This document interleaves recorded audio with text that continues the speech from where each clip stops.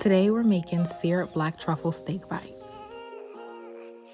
Here are our ingredients. For steak, I actually used ribeye steak because it comes out so much more tender, and it's pretty basic ingredients. The real star of the show is going to be the black truffle. Now, of course, we got to start off by washing our hands because we like to keep it squeaky clean.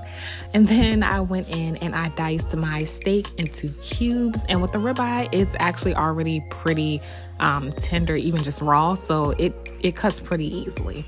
And then I went ahead and I washed my steak with some vinegar, rinsed it. And really important tip is you want to pat your steak dry so you don't have like a lot of water in your meat while you're trying to sear it, because we do want a nice sear to it. So I went ahead and put all my ingredients in, and I used my black truffle paste to mix in my steak. And one of the good things that I do like about the black truffle paste is you can't really overdo it because the flavor is like a buildable flavor. But this is what our steak looked like seasoned, and then we're gonna throw it on a hot skillet so we can make sure that we sear it.